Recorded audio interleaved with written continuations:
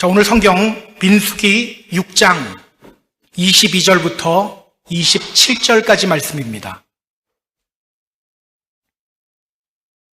자, 민수기 6장 22절부터 27절 우리 같이 한 목소리로 읽습니다. 여호와께서 모세에게 말씀하여 이르시되 아론과 그의 아들들에게 말하여 이르기를 너희는 이스라엘 자손을 위하여 이렇게 축복하여 이르되 여호와는 내게 복을 주시고 너를 지키시기를 원하며 여호와는 그의 얼굴을 내게 비추사 은혜 베푸시기를 원하며 여호와는 그 얼굴을 내게로 향하여 드사 평강 주시기를 원하노라 할지니라 하라. 그들은 이같이 내 이름으로 이스라엘 자손에게 축복할지니 내가 그들에게 복을 주리라. 아멘. 이 시간은요, 우리 선교사님이 계속 마지막 주일날 이렇게 말씀을 전해주셨는데 이번 주는 마지막 주일이 아닌데 말씀을 전해주십니다. 왠지 아세요? 내일 가시거든요. 내일 이제 또 케냐로 떠나시기 때문에 오늘 마지막 말씀 전해주십니다. 마지막은 아닐 것 같아요. 다음에 또 기회가 있을 것 같은 생각이 드는데 우리 광야에서의 축복이라는 제목으로 말씀 전해주시는데요. 나올 때 할렐루야 하고 우리 인사하고 말씀 듣도록 하겠습니다. 할렐루야.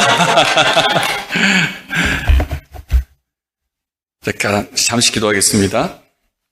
하나님 아버지, 너무나 주 안에서 또 우리 펜사콜라 한인교회 성도님들과 좋은 안식을 갖게 해주셔서 감사합니다. 하나님, 이제 다시 돌아갑니다. 혼자 가는 게 아니라 여기 계신 분들의 기도와 마음을 갖고 갑니다. 좀 하나님의 사랑이 잘 전달하게 해주시고 특히 오늘 나누는 하나님의 성품에 대해서 나누는데 그 마음과 당신의 그 성품이 우리 마음 가운데 새겨지게 도와주시옵소서.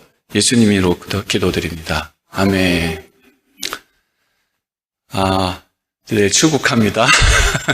지난 1년 동안 김학표 목사님 이렇게 설교단에 세워주시고 또 목사님 가족뿐만 아니라 성도님들을 께서 저를 물심양면 정말 적극적으로 보살펴 주셔서 감사합니다. 너무 감사드리고요. 다시 제가 너무 행복했습니다. 그 힘을 얻고 다시 돌아갑니다. 제가 작년 8월에 케냐에서 한국이 아니라 바로 여기로 미국으로 바로 왔습니다. 펜사콜라 이름 진짜 처음 들어보는 곳인데 코카콜라 같은 느낌이고 하여튼 바로 와서 코보다몰 공항 나와서 유심을 살라고 코보다몰 가서 처음 만난 한국 사람이 오미숙 집사님이었고 목사님이 바로 목사님 이렇게 연결이 돼가지고 오게 됐습니다.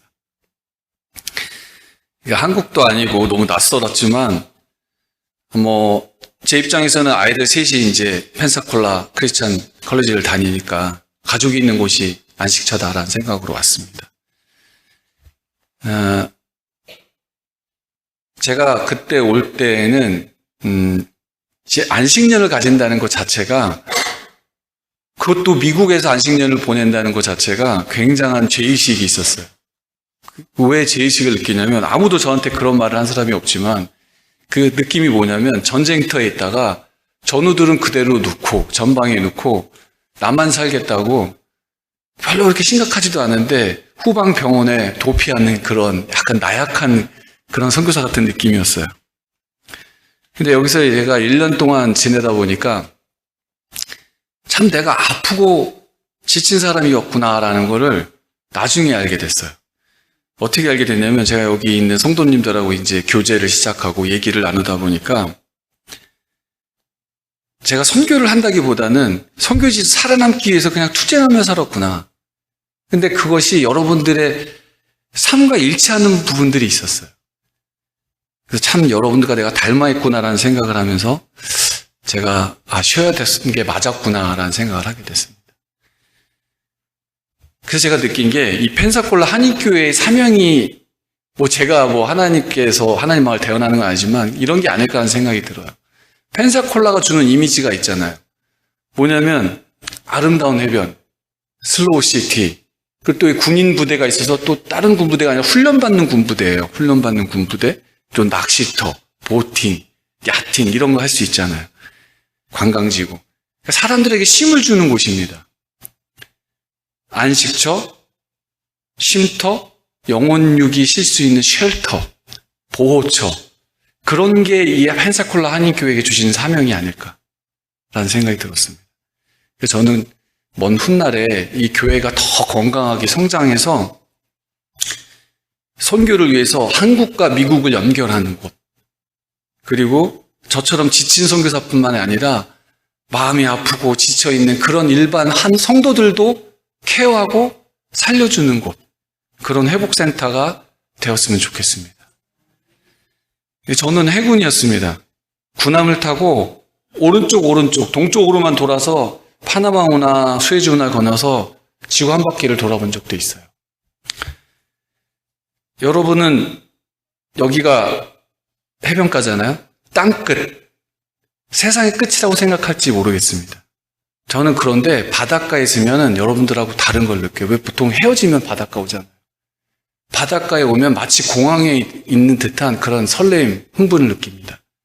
왜냐하면 그 바다를 통해서 세계를 돌았잖아요. 그곳에 가면 다른 세상과 연결되는 곳이라는 것을 알고 있습니다. 미지의 세계로 가고 뭔가 흥분이 있어요. 어쩌면 여러분들은 이 육지 끝, 삶의 끝에서 펜사콜라까지 오게 되었는지 모르겠습니다. 그러나 인생의 끝을 경험한 사람들은 다른 사람과 연결될 수 있습니다. 인생의 끝을 경험해봤기 때문입니다. 펜사콜라는 항구 도시이고 그래서 우리는 다른 사람과 연결될 수 있습니다. 그리고 저 옆에 있는 스테인글라스에 왜 앵카가 있는가? 잠시 항해 중에 쉬고 그 말씀을 보면서 회복되는 곳입니다. 그래서 다음 항해를 준비하는 곳이 펜사콜라 한인교회라고 생각합니다. 여러분, 이 교회가 100년 된 거 아시죠? 제가 오늘 보니까 입구에 역대 목사님들 명패가 있더라고요. 1대 목사님이 1899년에 1904년까지 5년간 목회하셨어요. 여기도 보면은 그 연도가 있는데 100년 된 교회입니다.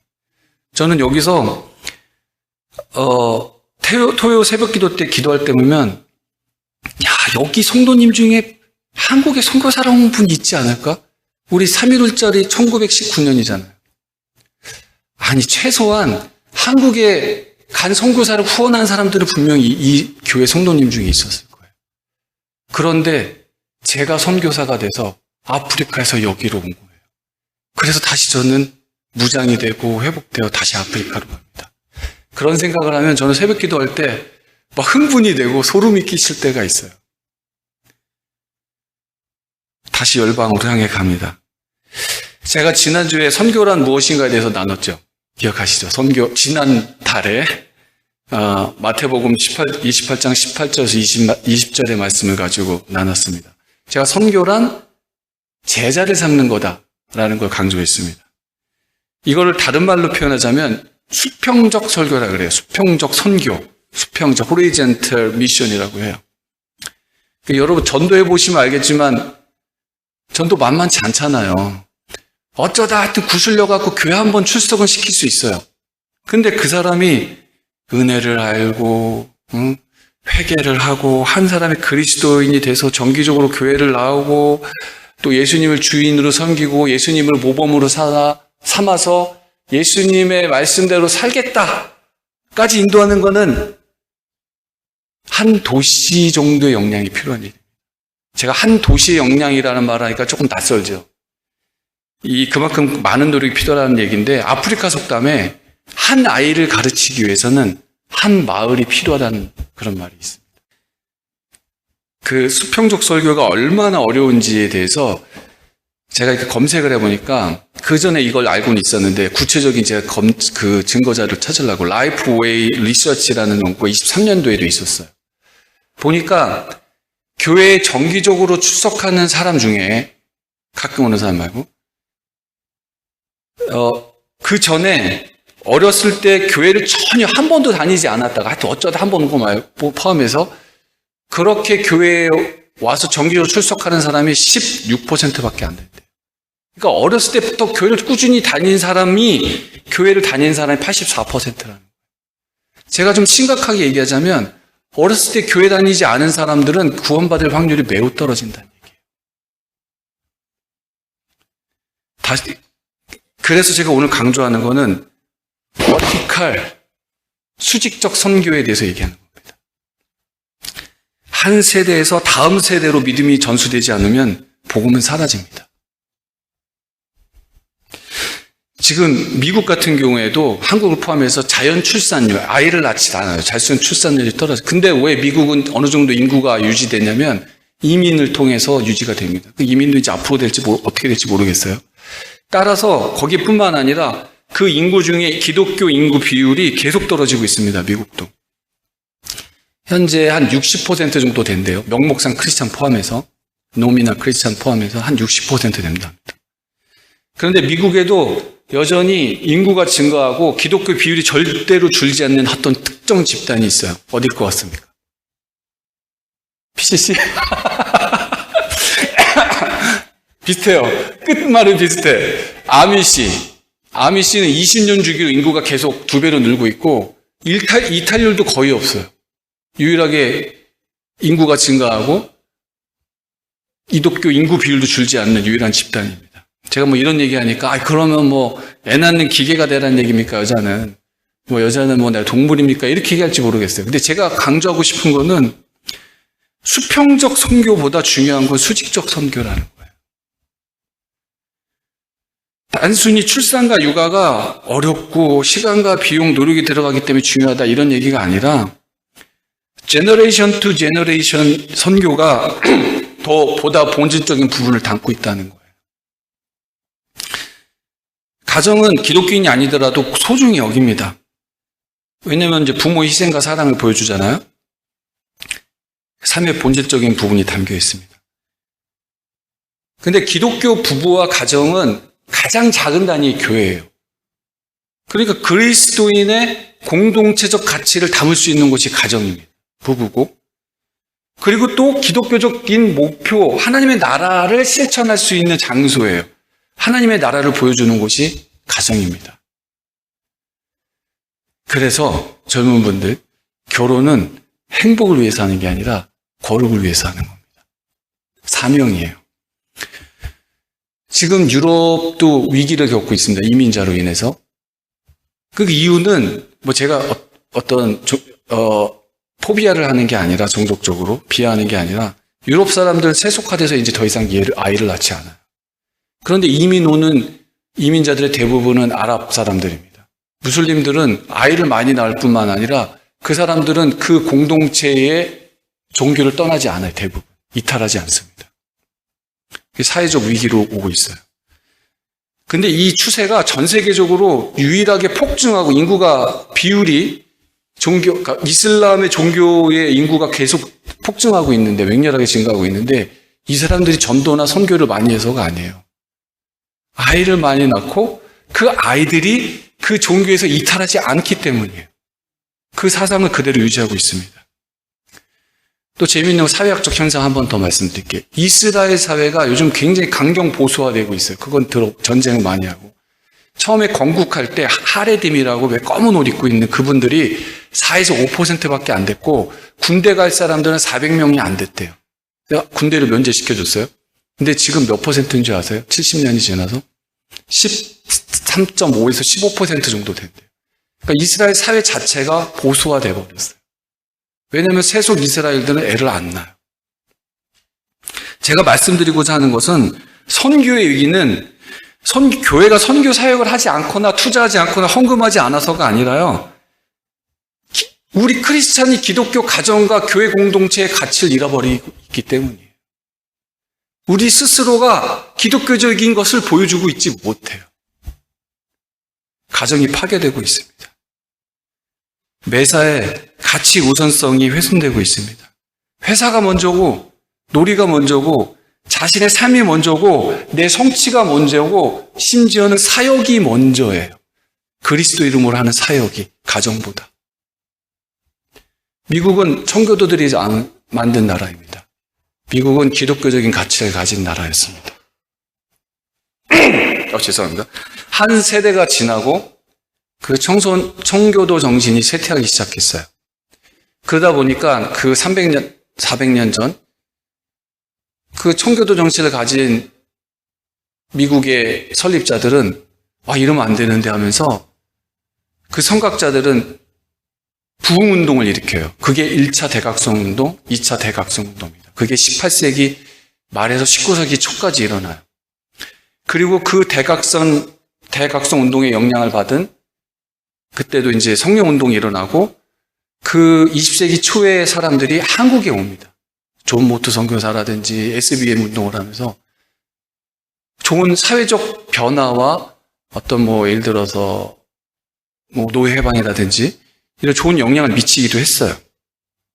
그런데 미국이나 한국이나 세대가 지나고 현재가 돼서 또 복음은 사라지고 있습니다. 젊은이들은 아주 급속하게 교회를 떠나고 있습니다.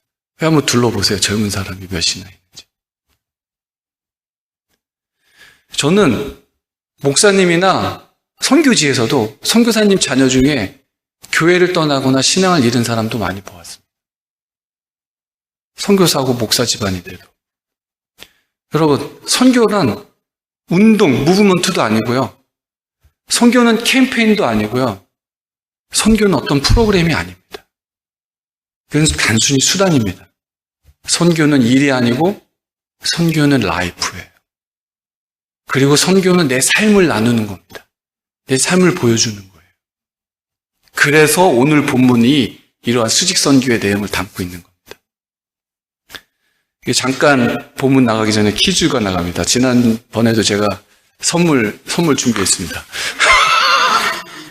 선물 준비했고요. 제가 이제 어제 가방을 정리하다 보니까 제가 이게 가방이 항상 여행을 다니는 사람 아니에요. 선교사. 이 가방에 붙이는 거거든요. 스티커. 이거 붙이면 딱 제 건지 알 수 있습니다. 자, 선물. 자, 여러분 성경 중에 여자 이름으로 된 성경이 뭐죠? 에스더. 또 하나. 에스더.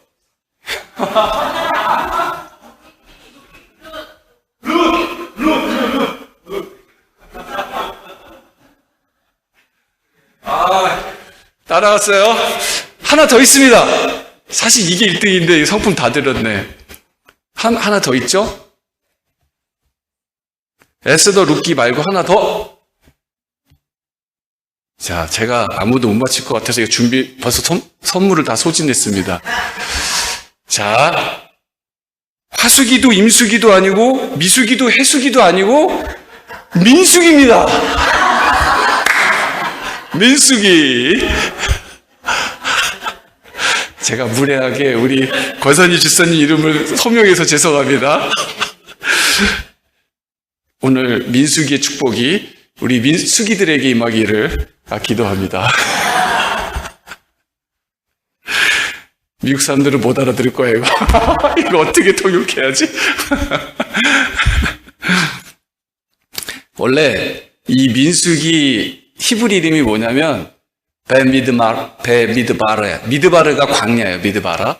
베미드바라가 이 원래 히브리 이 민수기의 이름이에요. 근데 왜 넘버스가 되느냐? 넘버스가 되느냐? 이제 셉투아진트라고 2000년 전에 똑같아요. 거기도 히브리어를 잃어버리는 유대인들 때문에 대부분 헬러 영어 쓰기 시작하는 거야. 그래서 헬러 성경으로 번역을 해요. 70인역이라고 하는 게 그거예요. 그때 이름을 넘버스라고 바꿔요. 최초로 2000년 전에. 그 넘버스란 이름을 전 이유는 민수기의 앞부분의 인구조사, 뒷부분의 인구조사 두 번이 나와요. 그래서 넘버스예요. 한국말 민수기는 사람 민자, 숫자, 기록 기자, 사람 기록한, 숫자를 기록한 기록. 그래서 민수기예요. 수기가 아니고. 자, 그래서 이 민수기는 신해산, 창세기 출애굽기 레위기까지에는 4일 정도의 얘기예요. 하나님 출애굽 애굽 이집트를 해서 그래서 이제 시내산에서 십계명을 받고 가나안 들어가기 직전까지 요 40년의 기록이 민수기입니다. 대충 40년이 맞습니다. 그러니까 전체 구조를 보면 총 36장인데요. 1장에서 4장까지가 그 노예 생활에 찌들어 있던 그 이스라엘 백성을 광야로 데리고 나오면서 조직화를 해요. 숫자를 세는 거예요. 제사장의 숫자를 세고 사람의 숫자를 군대처럼 조직화하는 거예요. 그 다음에 5장에서 10장까지는 그럼 이런 구원받은, 이제 노예에서 구원받은 이 이스라엘 백성이 어떻게 성결하게 살아가야 되는지에 대해서 구체적 내용을 달아요. 그런데 이제 아시죠? 그 스파이. 우리 12족속 한 명씩 해서 염탐하고 돌아오잖아요. 40일간. 돌아가고 왔는데 그걸 안 믿어. 두 사람 빼고. 그래서 하나님께 너희들은 하루에 1년씩 해서 40년간 돌아다녀라. 그래서 40년 동안 방황 생활이 10장에서 25장까지예요. 그리고 26장에서 36장까지 내용이 뭐냐? 모압 땅, 바로 그 가나안 땅 앞에서 다시 그 진입하기 전에 다시 재조직화를 합니다. 40년이 뭐죠? 한 세대가 지났어요. 이미 노예 세대는 지나고 새로운 세대로 준비돼서 이제 들어가는 거예요. 자, 그러면 오늘 6장의 이 말씀은 어느 부분에 있느냐? 바로 조직한 이후에 성결한 삶이 무엇이냐라고 얘기하는 부분, 그 부분에 있는 거예요. 근데 막상 이 6장의 내용을 보면 재미있는 거는 이 기도문이잖아요. 이 기도문의 내용하고 좀 엉뚱하게 나시린에 대한 얘기가 6장 1절에서 21절까지 대부분이에요. 마지막 뒷부분에 이 기도문이 약간 첨가된 느낌으로 들어와 있어요. 왜 이렇게 돼 있을까? 그거는 이 전체 이 구성을 고려하면 쉽게 알 수 있습니다. 이제 십계명을 받고 사람들을 조직화해요. 그리고 구별된 사람이 뭐라고 얘기를 하는데, 구별된 사람을 얘기하다가 나시린을 얘기한다는 건, 나시린이 뭐예요? 특별히 더 헌신된 사람들이잖아요. 그러니까 구원을 받고 구원받은 자답게 살아가는데 거기에 플러스 더 헌신된 사람이 이런 사람이야 라고 얘기를 하는 거예요. 그렇게 헌신하기로 선한 사람들에게 이제 이렇게 축복하라는 거예요. 알겠죠? 그리스도인 가정에서 행해져야 기도문이라는 겁니다. 나실이라는 건 뭐냐면 일정 기간 동안, 평생 동안, 또는 평생 동안 내가 하나님의 사람으로 살겠다고 자신을 헌신한 사람들이에요. 서약한 사람들이에요. 이 사람들의 형식적인 특징은 뭐냐면 포도주 안 마시는 거, 시체 안 만지는 거, 또 머리카락 안 자르는 거, 어디 많이 들었죠? 이렇게 외형적인 특징이 있어요.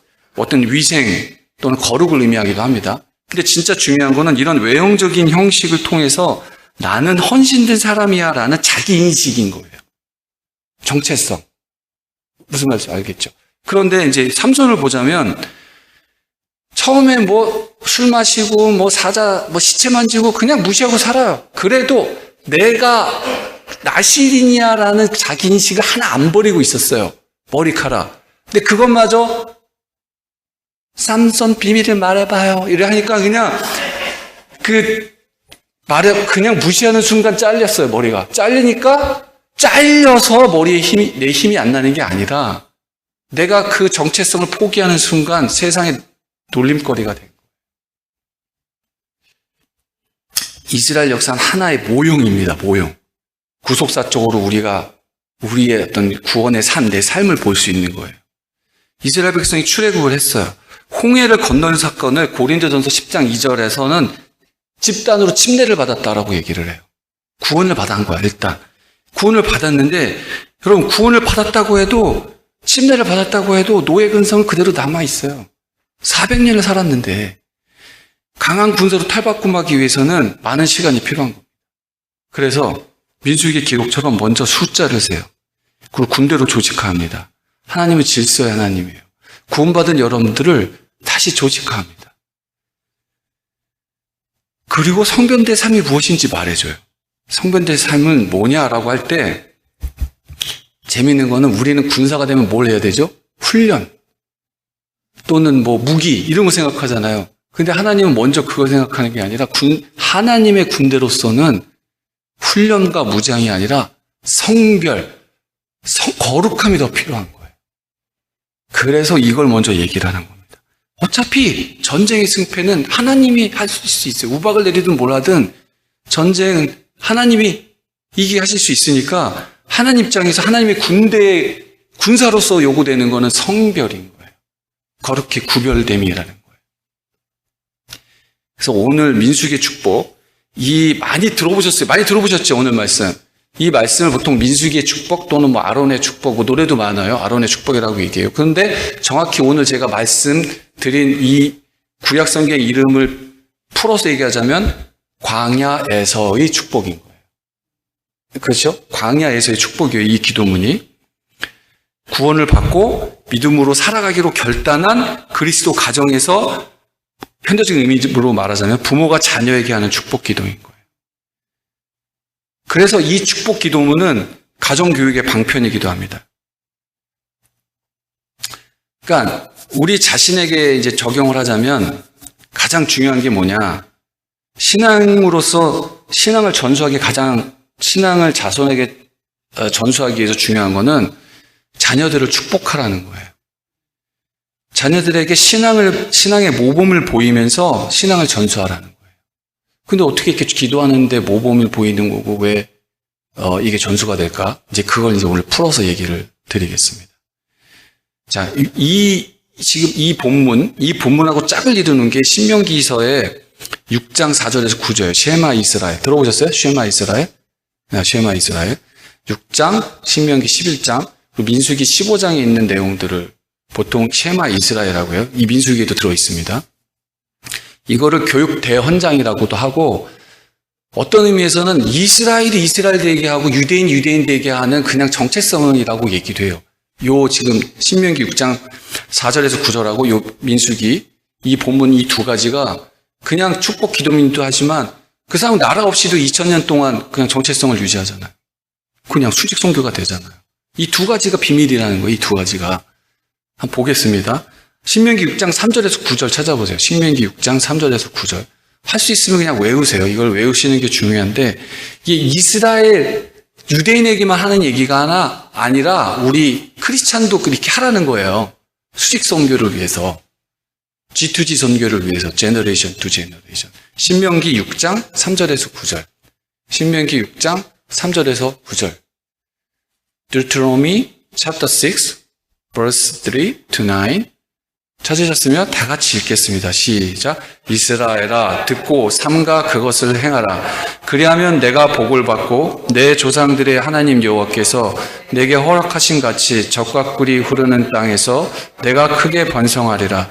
이스라엘아 들으라. 우리 하나님 여호와는 오직 유일한 여호와이시니 너는 마음을 다하고 뜻을 다하고 힘을 다하여 내 하나님 여호와를 사랑하라. 오늘 내가 내게 명하는 이 말씀을 너는 마음에 새기고 내 자녀에게 부지런히 가르치며 집에 앉았을 때든지 길을 갈 때든지 누워 있을 때든지 일어날 때든지 이 말씀을 강론할 것이며 너는 또 그것을 내 손목에 메어 기호를 삼으며 내 미간에 붙여 표로 삼고 내 집 문설주와 바깥문에 기록할지니라. 아멘. 한마디로 자녀에게 신앙을 전수하는 방법이 때와 장소를 가리지 말라는 거예요. 그냥 삶으로 계속 하라는 거예요. 계속. 그래갖고 뭐 이스라엘 사람들 여기다 줄 달고 뭐 하고 암송하고, 그리고 그것도 심지어는 먹는 것하고 연결해요. 암송하면 뭐 이렇게 사탕을 넣어주고 밥 먹을 때 꼭 예배를 드려요. 그냥 이 식사 시간 전체가 예배예요. 그게 성찬식 같은 걸로 우리 변형되어 왔죠. 가장 직관적인 방법으로 늘 부지런히 가르치라는 겁니다. 저희들은 아침에 밥을 먹을 때 본문이 없는데 말씀을 매일 일정 분량 틀어놓고 같이 읽어요. 들어요. 그래서 말씀이 나오면 침이 나와. 말씀을 들으면. 저 같은 경우에. 무슨 말인지 알겠어요? 거의 그렇게 하라는 거예요. 말씀은 맛있고 달콤하다. 가르쳐야 할 내용을 한마디로 요약하자면, 이제 이거는 방법론이에요. 신명기 3장 6절은 이렇게 교육하라는 거예요. 그럼 교육의 내용은 뭐냐? 이 오늘 본문이 교육의 내용인 거예요. 뭘 교육하냐면, 하나님이 어떤 분이신지를 가르치라는 거예요. 다른 신들을 믿지 말고, 하나님을 믿는데 믿음의 대상인 하나님이 어떤 분인지 어떤 성품을 갖고 계신지 그거를 가리키라는 거예요. 이 기도문이 그런 내용이라는 겁니다. 자, 오늘 본문을 한번 펴주세요. 민수기 6장 22에서 23절. 민수기 6장 22절에서 23절. 22절 읽겠습니다. 22절, 23절 같이 시작.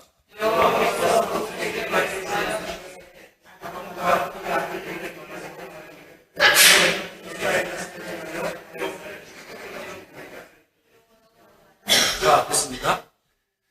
23절까지. 하나님께서 모세에게 신앙을 전수하는 방법을 가르쳐 줬는데,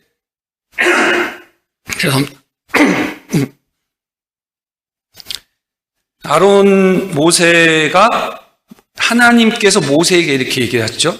근데 모세에게 뭐 어떻게 하라고 그러냐면 아론과 그의 아들들에게 하라고 얘기를 해요. 자녀들에게 축복하라고 명령을 하는데 한번 생각해 보세요. 하나님이 직접 복을 주실 수도 있고 아니 거의 신 같은 권위를 가지고 있는 모세가 직접 축복할 수도 있잖아요. 그런데 아론과 그의 아들들에게 너가 이렇게 축복하라고 얘기를 해요. 한번 모세 입장에서 아론하고 그의 아들들 생각해 보세요. 아론이 누나랑 반란 일으킨 적 있죠. 그리고 심지어는 아론의 아들 중에 나답과 아비후는 잘못된 제사를 하다가 죽었어요. 또 다른 아들도 있지만. 믿음직스럽겠어요? 근데 하나님은 모세가 아니라 아론과 그의 아들들에게 계속 그렇게 세대를 거쳐서 그렇게 축복하라는 거예요. 사실 우린 흠이 많은 부모입니다. 우리 자녀들이 있잖아요. 특별한 능력이 있는 사람이나 직통 계시 받았다는 사람들 통해서 축복을 받고 싶어 해요. 그렇게 해서는 신앙이 전수되지 않는다는 거예요. 신앙은 어떤 대단한 목사님, 뭐 은사 받은, 뭐 계시 이렇게 하는 사람이 아니라 그 흠 많은 부모를 통해서 세대를 통해서 아버지를 통해서 자녀가 자녀에게 전수되어야 된다는 겁니다. 다음 24절에서 27절 보겠습니다. 다 같이 24절에서 27절까지 읽을게요. 시작.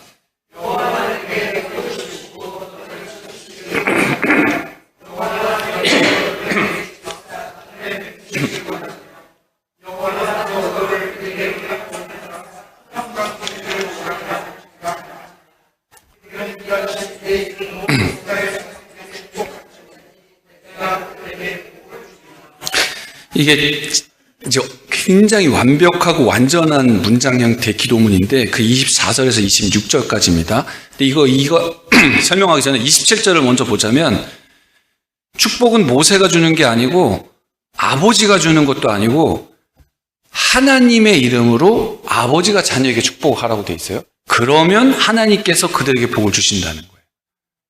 하나님의 이름으로 아버지가 자녀에게 축복을 하면 그때 하나님께서 그들에게 복을 주시겠네요. 27절 이렇게 써있죠? 자, 24절에서 26절 이 세 절의 이 완벽한 형태의 이 시는 기도문인데 히브리 시인데요. 히브리 원어로 보면 첫째 절은 3단어예요. 겨우 3단어. 두 번째 단어는 5단어예요. 그 다음 절은 7단어예요. 4단어, 5단어, 7단어로 해서 거의 비슷한 의미를 확장해 가고 있어요. 강조하고 있는 거예요. 예를 들어서 25절에선 내가 여호와는 그의 얼굴을 비친다고 되어 있는데 그 다음 26절에선 얼굴을 그들에게 향하여 드사 이게 조금 더 이렇게 집중하고 강조하고 있는 형태의 기도문을 갖고 있어요. 특히 히브리어는 특별한 문법을 갖고 있는데 동사마다 인칭이 있기 때문에 동사만 얘기해도 이게 I가 하나 말하는지 I am, you are처럼 그 동사만 봐도 이게 주어가 뭔지를 알 수 있어요. 거기다가 목적어를 붙이면 단어 하나로 한 문장을 만들 수 있어요. 굉장히 유스풀하죠, 단어가. 아니, 그렇게 말을 하면 예를 들어서 할렐루야, 할랄이라는 단소에 인칭형 복수 명령형이에요. 할렐루라고 하면은. 근데 야훼 하나님을 야라고 목적어를 줄여서 말하면 나는 하나님을 찬양합니다 또는 너희는 하나님을 찬양해라 라고 하는 명령을 너희는 하나님을 찬양하라 이렇게 할렐루야 하면 되는 거예요. 이게 셈조고의 특징이에요. 이 셈조고의 특징인데 이러한 조합이 재미있는 게 제가 아프리카 선교사잖아요. 동아프리카 키스왈리하고 비슷해요. 이 쿠펜다 그러면 나는 너를 사랑한다. 나는 너를 사랑한다. 쿠펜다 이거 끝나. 이게 이제 셈조고의 특징이에요. 근데 이 사람들 셈조고 아니잖아 아프리카는. 근데 왜 이렇게 됐냐면 이 동아프리카 위에가 아랍이 있잖아요. 아랍어 플러스 반토족 아프리카 언어가 반반씩 해서 만들어진 언어예요. 그래서 이 세모족하고 가장 비슷한 게 히브리어랑 비슷한 게 아랍어예요. 그리고 이제 이디오피아가 암하릭이라는 언어가 있는데 이렇게 막 글씨가 이렇게 되잖아요. 알파벳만 그 모양이 틀린 거지 거의 똑같아요. 문법은. 그래서 제가 말하고 싶은 건 이렇게 어려운 얘기를 하는 이유는 여러분 히브리 올드 그릭이나 올드 히브리를 그 자체를 신성시하지 마세요. 그냥 언어예요. 언어인데 하나님이 특정 시대의 특정 민족을 선택해서 자신을 계시하셨어요. 근데 우리가 고대 히브리어나 목사님 설교하실 때 헬라어를 설명하는 이유는 그 언어의 뜻을 알기 위해서 설명하는 것이 그 언어 자체가 막 신성하고 하면 이게 아니다. 얘기하시고 그렇게 만약에 따지면 아랍 사람이나 동아프리카 사람들이 우리보다 더 거룩해야지. 그렇잖아요. 그 말이 거룩하다면 유대인이 우리보다 더 거룩해야 되고. 여러분 헬라어도 상류층 헬라어, 우리 영어도 그렇잖아요. 상류층 헬라어가 있고 시장에서 쓰는 헬라어가 있고 학문적 헬라어가 있어요. 이 마켓 헬라어를 코인의 그리크라고 하는데 여러분 이 세 가지 언어 중에서 어떤 언어로 신약이 써있을 것 같아요? 문학적인 거? 학문적인 거? 상류층? 그냥 시장 헬라어로 쓰여 있어요. 통용을 되게 여러 사람이 복음을 듣게. 여호와는 너에게 복을 주시고 여호와는 너에게 복을 주시고 이러잖아요. 히브리어는 베르크카 끝이야. 셈모어기 때문에. 그런데 베르크카 아도나이 뒤에 아도나이가 또 붙어요. 무슨 말이냐면 하나님이 너에게 복을 주시는데 복을 주시는 게 하나님이야라고 주어를 또 붙여. 근데 우리 한국말로는 그게 안 느껴지잖아요. 그러니까 제가 그래서 시니까 얘기를 하는 거예요. 시를. 하나님이 너에게 복을 주시는데 복을 주시는 거는 하나님이야. 근데 그 하나님이 너에게 복을 주신 거야 라는 것을 강조하게 이렇게 돼 있어. 이따가 볼 거예요. 복의 근원이 하나님이다라는 거를 강조하고 있습니다. 자, 한번 화면 띄워주세요. 머리 아파. 그죠? 자, 히브리어는 또 이게 이렇게 보시면 안 돼요. 히브리어는 오른쪽에서 왼쪽으로 읽는 거예요. 오른쪽에서 왼쪽. 아랍어도 오른쪽에서 왼쪽. 왼손잡이들. 자, 히브리어 헬라어 하시면 잘 쓸 수 있어요. 오른쪽에서 왼쪽으로 읽으셔야 돼요. 예베르카 아도나이 비에셰메리카. 이게 원래는 달렛인데 이 의문처로 정확히는 예베이시멜 이렇게 돼요. 자, 이게 하나님이 너에게 복을 주시는데 누구? 여기 빨간색 보이시죠? 카라고 뒤에 맞췄기 때문에 이렇게 너에게 축복한다는 거야를 강조하면서 끝부분에서 마치 랩처럼 카로 끝냈어요.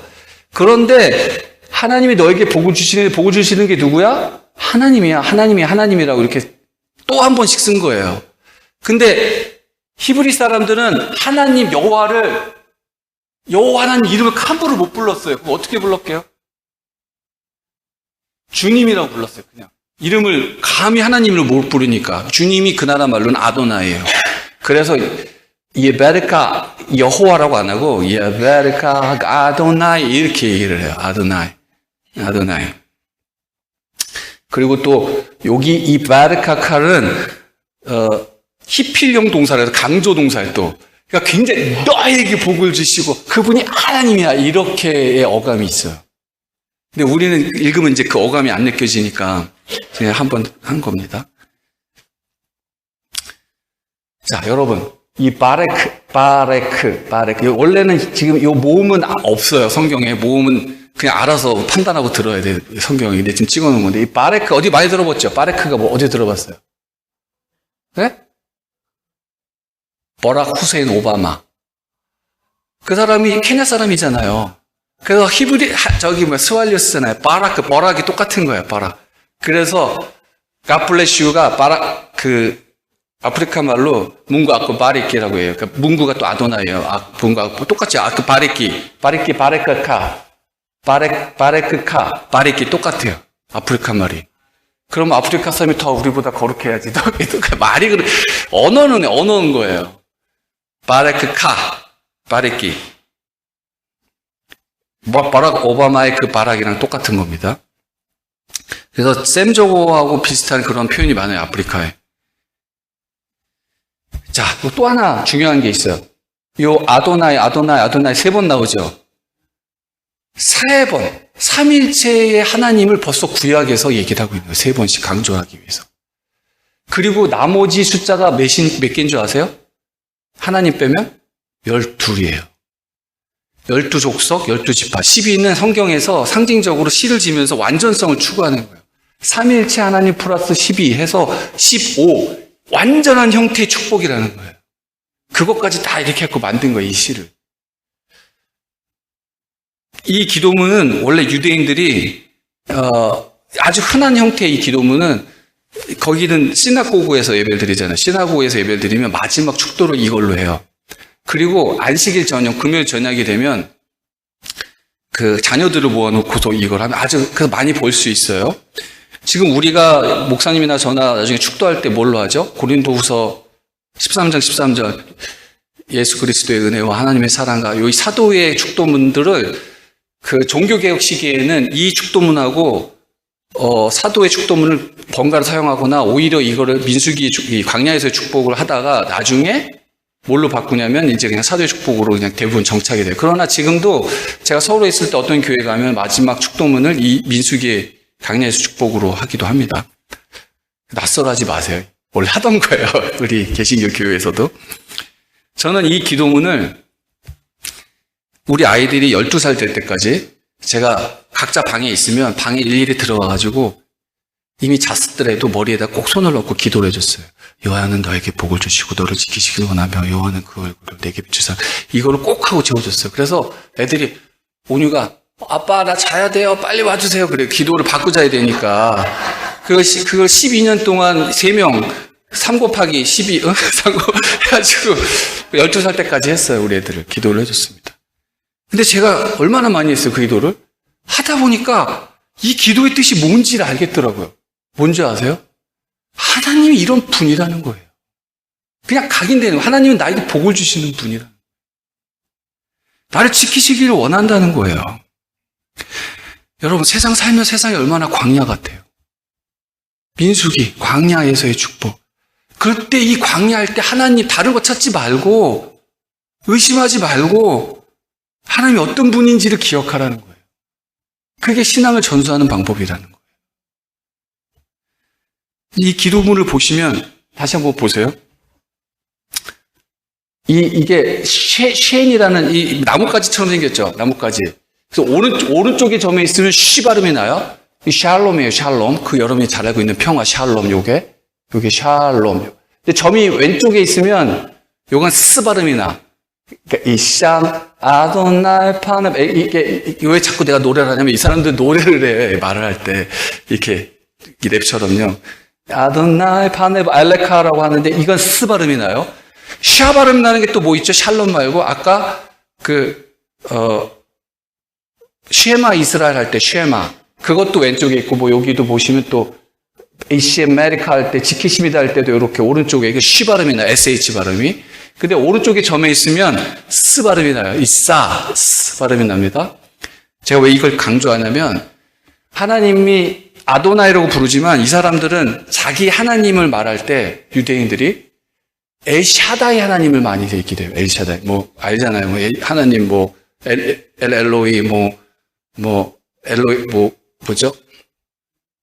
그 우리를 준비하신 하나님. 갑자기 생각이 안 나. 응? 하여튼 뭐 이름 있잖아요. 엘샤다이를 더 많이 사용해요. 그래서 요 스를 요렇게 표시를 해요. 이렇게 손을. 근데 한국 사람들 젓가락질 해갖고 요게 잘 돼. 근데 대부분 미국 사람들 요걸 못해요. 요거를. 한번 해보세요. 이렇게. 그래서 안식일날 아들 축복 기도를 할 때 어떻게 하냐면 애들을 이렇게 불러요. 예수님 우리 영화 보면 어떻게 기도하시죠? 야, 천을 이렇게 두르죠. 천 밑에 이게 달레트가 있어요. 그 신명기에 보면 너희가 그 옷에다 목기술을 달고 어쩌고 돼. 그거를 이렇게 머리에 하고서 기도하는데 요거를 딱 손가락에 끼고 딱 이렇게 해요. 그럼 애들이 그 품으로 다 들어와요. 그러면서 이 축복 기도를 해요. 보통 안식일 기도를, 안식일 예배를 밥을 먹으면서 한 5시간에 6시간 해요. 그러면서, 야, 이 축복은 아빠가 하는 게 아니라 하나님의 이름으로 내가 너에게 하는 거야. 라고 하는 거예요.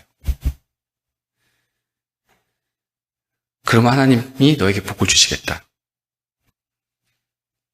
자, 제가 오늘은 사실은 오늘 아무도 안 오셔가지고 좀 섭섭한데 자녀들이 있는 분들이 오면 아이들 여기로 이렇게 무릎에 이렇게 원래 요게 성탄식 할 때 쓰는 거예요. 이 기도를 했었어요. 근데 오늘 없으니까 제 샘플로 우리 아들하고만 좀 해보겠습니다.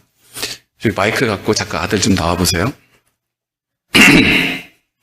제가 뭐 그렇다고 뭐 예베르카 아도나이 이시메리카는 안 하고 한국말로 할게요. 잠깐 서 있어보세요. 요한아, 아빠 내일 아프리카 가는 거 알지? 너가 대답을 해. 그런데 말이야, 하나님은 자신의 백성들이 더 이상 노예처럼 살지 않고 하나님의 거룩한 백성 군사가 되길 원하셔. 네. 그런데 이스라엘 백성이 정탐꾼들이 적각골이 흐르는 가나안 땅을 보고도 믿지 못해서 그 40일 하루를 일일로 해서 40년을 돌아보았어. 앞으로 너의 삶이 광야의 삶이 40일이 되느냐 40년이 되는 것은 너에게 달려있단다. 근데 잊지 말아야 할 게 있어. 그 광야에서 하나님이 너에게 복을 주신다는 거야.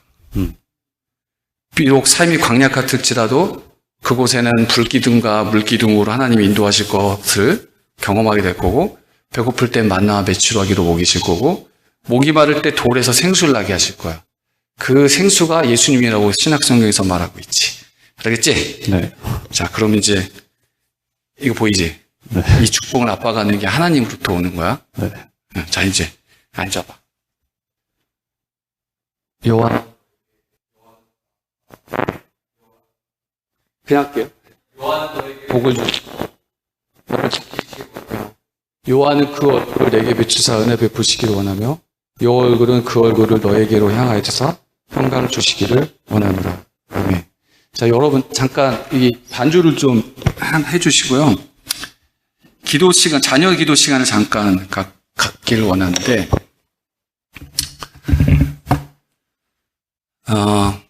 원래 이것도 노래가 있어요. 여호와는 너에게 복을 주시고 너를 지키시길 원하며 여호와는 그 얼굴을 내게 비추사 은혜 베푸시길 원하네.